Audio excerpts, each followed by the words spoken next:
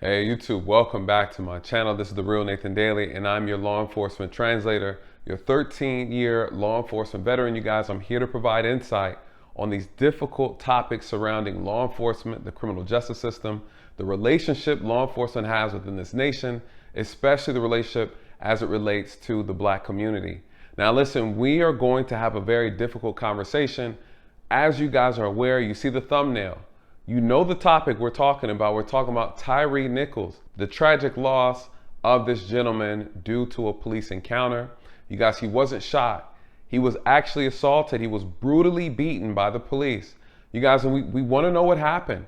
Unfortunately, the body camera footage and other footage related to this incident has not been released yet. So therefore, there's only so much we can discuss, but there's a lot we need to talk about. I'm going to present information to you so that you better understand the law that's surrounding the officers, the leverage that they have, the leverage in the law that protects the citizens. You guys, we're going to talk about that.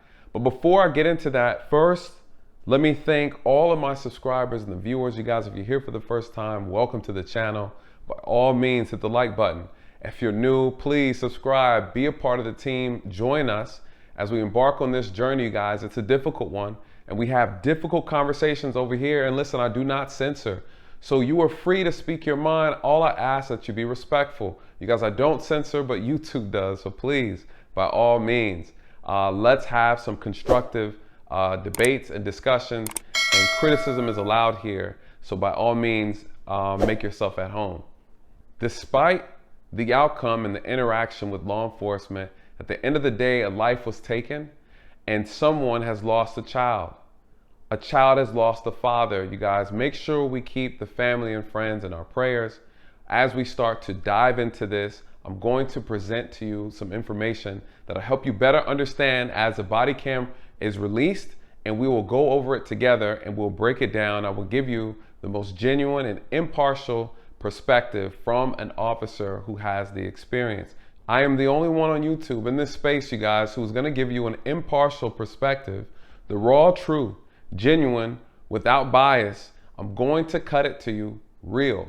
Without any sugar, I'm going to give you the truth about this case, you guys. So please, when the body cam is released, make sure you make your way back to the channel so we can review it together on a live stream. So let's start off with this. What happened? What have they told us so far, you guys? Not much. We really don't know much about this incident. We know that there's 5 officers involved, and listen, they're Black, right? So again, we're going to skip through the racial argument and we're going to go right to the problem. Here we have 5 officers who've been fired, terminated from the department for a multitude of reasons, according to the chief of police. They have already seen this video. They've already moved to terminate them, but they have not pressed any charges yet. They have not been charged with any formal crime as of yet. This leads to believe that they are actually still conducting an investigation to determine what role each officer played in the assault against Tyre Nichols. So here's what we know so far, right? On the date and the time of the incident, the officers made an attempt to pull over, conduct a traffic stop on the vehicle that Tyre Nichols was driving. They stated that he was driving erratically, right? Reckless driving is the charge. When they went to pull him over, he fled from the vehicle and he ran from the officers. During that encounter, the officers were able to make contact with him, and according to the news, he broke free and he ran again. He ran several yards. They encountered him again and they were able to successfully detain him, but unfortunately not without injuries. Tyre Nichols suffered a lot of injuries. As you see in this photo, his eyes completely closed, his face is swollen. They advised his neck was broken. At the scene, when he was arrested, he complained of shortness of breath.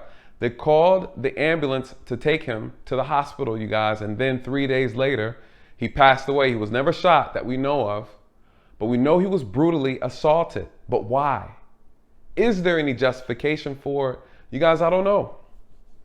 A lot of things can happen. A lot of things can transpire within a police encounter. You know, I have a couple issues with this situation because there's 5 officers present. Who participated in the assault and why? Was he resisting arrest? Was it passive resistance? Was it active resistance? Did he have a weapon? Was he besting the officers during this encounter? You know, all these questions that we have will only be answered when we see the actual footage. One would argue that regardless of what the circumstances are, they should have never assaulted him to this degree. You guys, I have to disagree. I absolutely have to disagree. There are so many different circumstances, so many variables that actually take place within a police encounter with a citizen that, you guys, unfortunately could ultimately end up where someone is brutally beaten by an officer. The only time it's acceptable is when the force that is used to subdue the suspect is justifiably reasonable, meaning that you're using just enough force to actually stop the attack, stop the resistance from the actual suspect. So again, we would have to see what the video looks like. But before we dive into even that conversation, you guys, I find this whole situation very unique that it's happening in Tennessee. You guys, we know this is happening in Memphis. For those who are not aware, the irony behind that. Why do I say that? Tyre Nichols is a fleeing suspect, a fleeing offender for a traffic violation, and he died.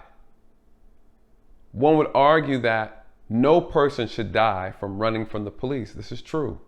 There are laws in place to protect citizens from this very thing, you guys. And what's funny is he died as a fleeing suspect from a police encounter. The problem with that is Memphis, Tennessee is actually the birthplace of one of the most foundational laws that help govern police encounters as it relates to using deadly force against a fleeing suspect, a fleeing felon, you guys. This law came out of Tennessee. And let me tell you what happened. I'm gonna give you the backstory.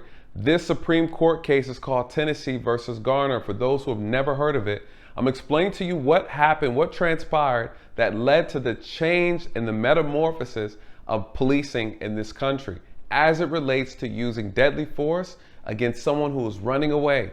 You guys, this is what it was about.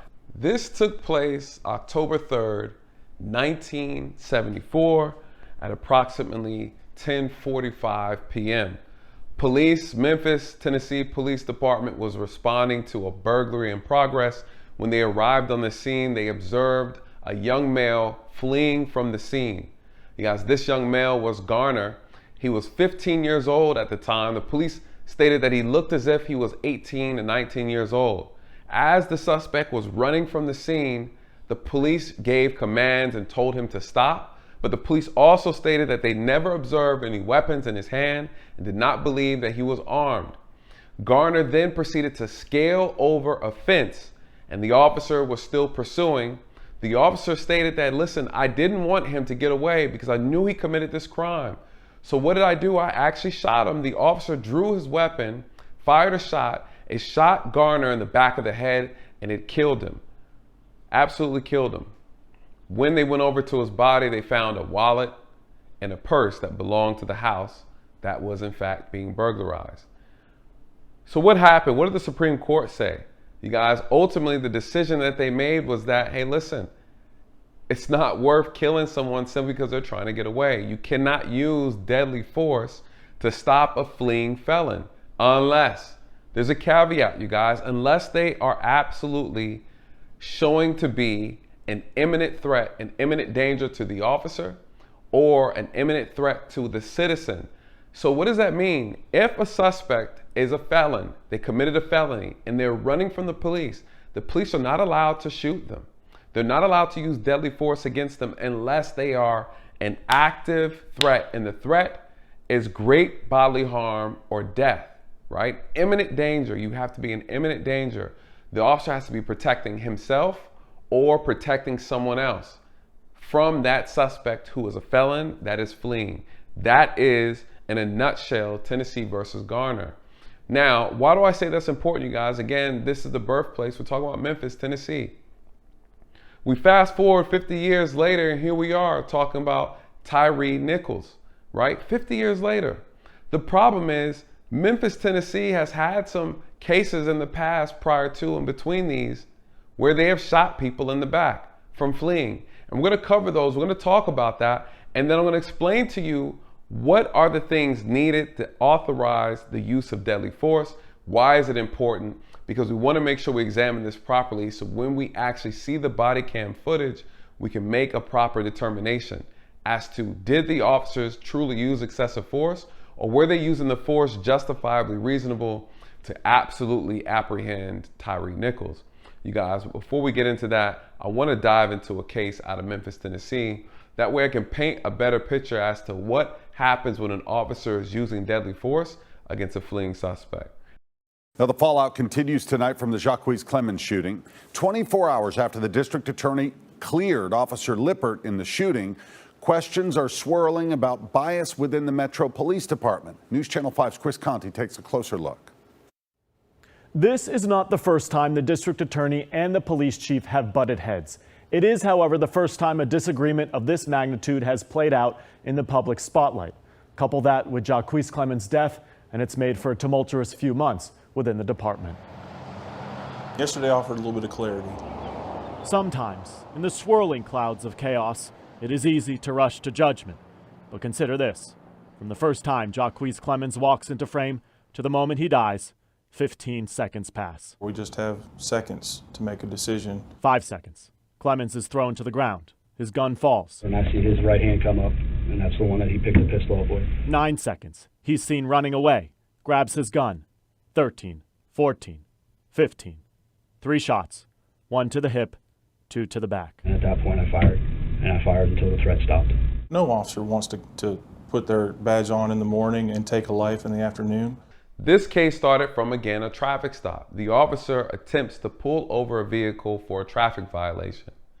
Well, Mr. Clemens exits the vehicle and then flees from the scene on foot. The officer then chases Mr. Clemens through the parking lot. Clemens avoids him. They get into an actual physical altercation, and in that moment, a gun falls out of Clemens's waistband and on the ground. The officer tells Clemens not to pick the gun up as they are tussling some more. According to the officer, he kicks the gun away, trying to prevent Clemens from picking up the weapon. There's a witness who also was able to corroborate that statement, who was in the parking lot witnessing the altercation at the time. Clemens then reaches down, grabs the gun, puts the gun in his pocket, and proceeds to run away from the officer. The officer then pursues. The officer makes a statement saying that Clemens pulled the weapon out of his pocket, bladed his body towards the officer, and the officer, Officer Lippert, actually shot him 3 times, approximately 3 times, which ultimately ended up killing him. Now, this was a big deal in Memphis, Tennessee. As you can imagine, a white officer shot and killed a black male. A black male who they said should never have been shot. He was shot in the back. He was shot fleeing from the officer. The question is, what point in time was Clemens an actual threat to the officer, you guys?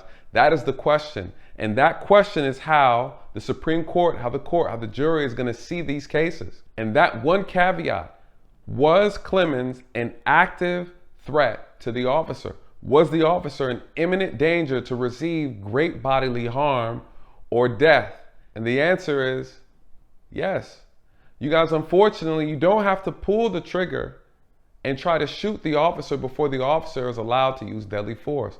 We've also seen this similar situation in Atlanta with Rayshard Brooks, right? Rayshard Brooks was shot in the back by the officer, and he was found not guilty. And a lot of people did not understand why that was. You know, I've also talked about multiple cases like this before, you guys, and again, it's about understanding the law, understanding the leverage that officers have, that they also have to make sure they fall within the guidelines, and making sure when they are using deadly force that they use it appropriately. A lot of people get confused simply because they don't understand the laws that govern them. They don't understand the laws that the officers are governed by. And when you don't understand those things, it's very easy to get caught up making a moral argument instead of a legal argument. And the reality is, you guys, we are living in a land of laws. And sometimes those laws can be a little bit unfair. Sometimes they can be unjust. Sometimes people get unfavorable outcomes, and sometimes when officers need to be prosecuted, they find a way to circumvent around consequences. This is true. But at the same time, this is not the norm. And so we're going to make sure we examine this properly when we talk about this case. And so there's a second case, though, out of Memphis that I want to talk about. I think it's very important because it has a different turn of events, but the same type of incident, a suspect has been shot in the back by an officer. And so, this is a very interesting case. And if you're not familiar, here's what they had to say. Well, newly released video of the deadly shooting of a black man by a white police officer in Tennessee is spurring calls for the officer to be charged with murder. Prosecutors released the surveillance footage yesterday. It appears to show Nashville police officer Andrew Daley chasing Daniel Hambrick last month before opening fire. Hambrick was hit 3 times. Mark Strassman is in Nashville with a reaction to the new video. Mark, good morning. Good morning. This is the street where the fatal shooting happened that now has Nashville's mayor calling for a complete review of the police department. These flowers mark the spot where Daniel Hambrick fell, fatally wounded. The police union says there's a lot more to this story than what the surveillance tape shows, but Hambrick's family is demanding more answers. I just want justice for my son and my family. Victoria Hambrick, supported by her family and attorney, believes video showing the shooting of her son Daniel Hambrick on July 26th is proof that police deadly force was not justified. The police officer chases him with his gun drawn, and at some point he slows down and executes him. Police say Officer Daley was searching for a stolen car when he ran into Hambrick. The video appears to show Hambrick running from the officer before he was shot in the back and head. Police later tweeted a picture of a gun they say Hambrick was carrying and refused to drop. The Nashville Fraternal Order of Police argues Hambrick could have shot the officer at any moment. It is our firm belief that Officer Daley acted reasonably under the totality of the circumstances. Nashville Mayor David Briley called for calm while the investigation continued. Getting to the bottom of this is very important.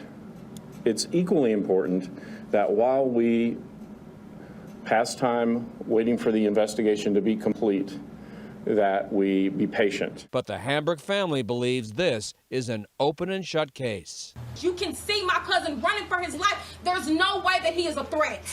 No way. And we do want justice served for him. Did not deserve it at all. Now, again, you have a similar situation where an officer is attempting to make a traffic stop. The suspect flees from the vehicle. The officer pursues the suspect on foot. And during that chase, the officer witnesses the suspect holding a gun. The officer now, as he turns the corner, he's still chasing, he's giving verbal commands, and he's telling the suspect to drop the weapon. The suspect never drops the weapon. The officer takes a shooting stance and he fires approximately 3 shots, striking the suspect in the back and then also in the head, and of course killing him on the scene. You guys, what happened to Officer Daley, guys? He was charged with murder. He was charged, he was terminated, and he was convicted. Why? Because even though the suspect had a weapon, he did not pose an imminent threat. He was not posing an imminent threat to the officer or to anyone else. And you see it on camera. You guys, that's crucial. That's crucial. But I'm going to talk to you about what are the elements that officers need to be able to use deadly force. This is what the Supreme Court said. You need to have ability, opportunity, and jeopardy. Why was this officer, Officer Daley, convicted of murder? He was convicted. Why? The suspect had a gun. The officer shot him, but that piece was missing. What piece was that? Imminent danger, you guys. When it comes to using deadly force, the suspect has to have the ability to do harm. He has to have the ability to provide great bodily harm or death to the officer or to someone else. The ability. What does that mean? Does he have the means? Does he have a weapon? Does he have a weapon that can create great bodily harm or death? Gun, knife, hands, feet, any type of tool, anything that can bring great bodily harm or death to the officer. And if you say yes, did the suspect have it? He did. He had a handgun. So we know he has the ability. The question now is, does he have the opportunity? The opportunity is simply, is the suspect in close enough proximity to actually carry out and execute said threat against the officer or to a citizen? The question is yes. He has a gun, right? The gun, the proximity is indefinite, meaning that he can close the distance with a bullet. You guys, so the unique thing about a gun is that proximity is relative to the type of weapon that the suspect has. If he has a knife and he's 100 feet away, is he as dangerous with that knife 100 feet away as he is with a gun 100 feet away? So if he had a knife, would the opportunity exist? No. He's not close enough to carry out that threat against the officer or against another citizen, assuming none is in the area. So you would not be able to use deadly force in a situation where the suspect has a weapon that cannot harm you. So we know this suspect had a gun, and any distance is a deadly distance with a handgun. Lastly, we have jeopardy. What does jeopardy mean? Right? We know he has ability. He has the gun. We know he has opportunity. He's in close enough proximity to carry out the threat. Jeopardy. Jeopardy means imminent. Is the threat, is the fear of risking great bodily harm or death, is it imminent? Is it happening right now? Can it happen in any moment? You guys, imminent danger, that's the key. That's the key. Was this officer in imminent danger? And the answer is no. Why? The suspect never raised his arm. He never made any type of motion signaling that he was trying to point the weapon towards the officer. The officer shot him anyways. The officer was never at any point in time in imminent danger. You guys, and that's the key. The ability, the opportunity, and the jeopardy. Are you in jeopardy of receiving great bodily harm or death? Those are the elements for an officer to use deadly force. If they do not have those elements, you guys, they cannot use deadly force. That's just what the law says. It's just that simple. So when we fast forward now, we look at the bigger picture. Now we go back to Tyre Nichols. He died. He died during a police encounter. He died because officers used a level of force that ultimately led to his death.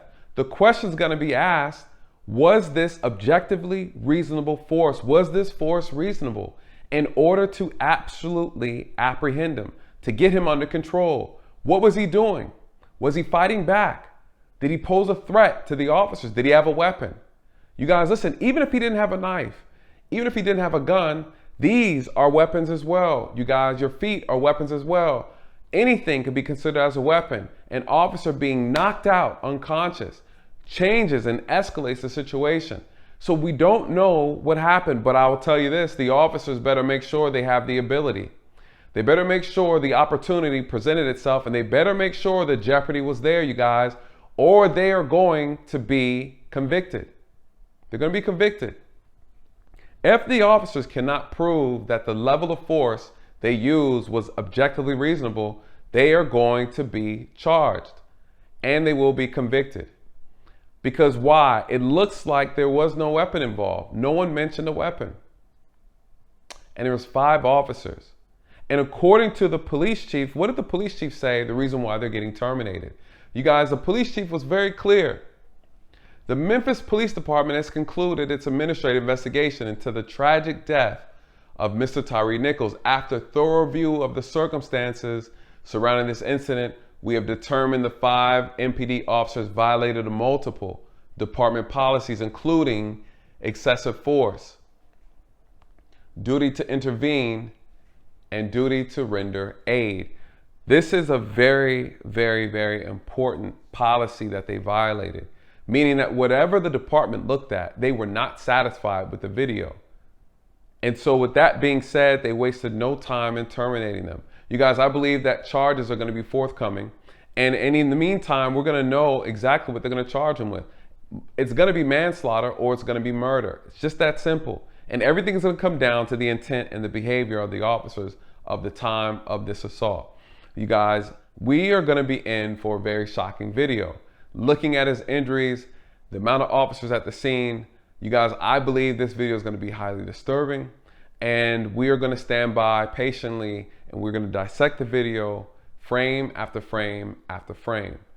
You know, and listen, I do understand the dilemma. I do understand the problem that we are facing with law enforcement. You know, I always say the biggest issue with police officers is the lack of training, the lack of empathy, right? The egos, the lack of professionalism, and officers that are racist. We can't leave them out. There's a multitude of issues, from corruption to a lackadaisical attitude towards the profession. There's a lot of issues, you guys. And so again, it's not going to be solved overnight, but we do have to take a very honest approach to what we are seeing. Every case has to be examined individually in order to get a better understanding of what's taking place. In this particular situation, we have a young man who lost his life by the hand of black officers. Again, I tell people all the time that we can't keep examining every police encounter through the lens of racism. At some point in time, we have to take a look at what's actually being done, what's actually going on with the specific officers involved, and we examine everything case by case in order to truly understand what the issue is. And hopefully that we stop making and repeating the same mistakes. Listen, as we wait for this video to be released, I'm asking you to be patient as we really break down the encounter. We're gonna be reviewing this frame by frame. And I know this is gonna spark a lot of frustration, a lot of anger. I'm asking you to be patient. Let's examine this for what it is. This is an incident involving 5 officers and 1 citizen. And we wanna make sure we dive into it properly. And a lot of times when we have these conversations, people want to bring up race. They want to look through the lens of racism when discussing police encounters. And I'm here to tell you that every incident where a citizen, a black citizen, has an unfortunate outcome with law enforcement doesn't make it a racist situation. As you see, everybody involved is black. The chief is black, the officers are black supervisors, black neighborhood, and a black citizen. What is really happening in this interaction? We're going to talk about the issues with professionalism. We're going to talk about corruption. We're going to talk about deceitful actions. We're going to talk about officers without integrity and those who do have integrity. And I think at the end of the day, people forget that all police departments are not created equal. And they are bad in every police department, whether 1, 2, 10, or the entire department. Nonetheless, you guys, we don't need to look at this as being a representation of that entire police department. So as we get the information, we're gonna break it down, we're gonna dissect it. Make sure you return back here. You guys, we will cover the video in its entirety, and I will be taking questions. No questions are off the board, and you're always welcome to come up during a live stream if you have any questions or you wanna debate a topic. You know, no matter how you slice this situation, you guys, this is a very difficult case to review, simply because there's no guns involved that we know of. We have a situation where the suspect was beaten brutally by the officers, but we don't know why, right? The news and the police department has not released any information that would lead us to believe that this was remotely justified. And the fact that all of them have been terminated leads me to believe that the actions are absolutely not justified and extremely excessive, and the officers went above and beyond their actual call of duty. And so here we are. Now listen, you guys, I'm gonna be completely transparent with you. I've been in situations, knockdown, drag out fights with people who have drawn weapons on me, who tried to stab me, who tried to kill me. As you all know my story, where I was dragged down the interstate at a high rate of speed, right? Which ultimately ended my police career. So I've been in situations where it's been life and death on a number of occasions. And I'll be completely honest with you. I've left suspects extremely bloody, beaten and bruised in the face, broken arms, broken nose, and things of that nature. But in those situations, I was actively being threatened. I was actively being attacked. Weapons were used against me, and I used the force necessary to stop the threat in that moment. But the moment the suspect gave up and stopped resisting, then the force that I was presenting to that suspect also stopped, right? I made sure I de-escalated, because I was never doing this out of ego. I was never doing this out of anger. I was doing it out of survival. And I think that's kind of my outlook with this situation. I'm curious to see what the interactions were. Was Tyre Nichols besting the officers, you know, to where they felt they needed 5 against 1? Was he beating the officers? Or was this a one-sided assault? And I think that's really what we all are wanting to see, to get a better understanding as to how this turned into a young man being killed 3 days later. But again, based on the reaction from the police department, I would not be surprised if their use of force was egregiously excessive and unacceptable, you guys. And so anyways, let me know your thoughts. What do you think? Is at any point in time this level of assault, is this acceptable? You know, if he's resisting arrest, if he's beating the officers, did the officers do way too much? Is this overkill? Is this overkill? And what are your thoughts on suspects resisting arrest? You know, of course, there's people who make that argument that, well, if you didn't resist arrest, you know, if you would have just listened, if you would have just complied. But regardless of what it is, at the end of the day, as police officers, we are professionals, and we always need to make sure we use the proper force to mitigate circumstances involving encounters with citizens. And I think one of the biggest travesties within policing is that the training is so minuscule that the problem is a lot of officers don't get adequate combat training, adequate self-defense training, adequate hands-to-hand training, and because of that, they're unable to subdue a person without using force that could ultimately kill them. And I think that's one of the biggest problems in law enforcement today, and I believe that is not just a black problem, that is an American problem. And with that being said, you guys, let these truths find you where the lies have left you. Good night. God bless.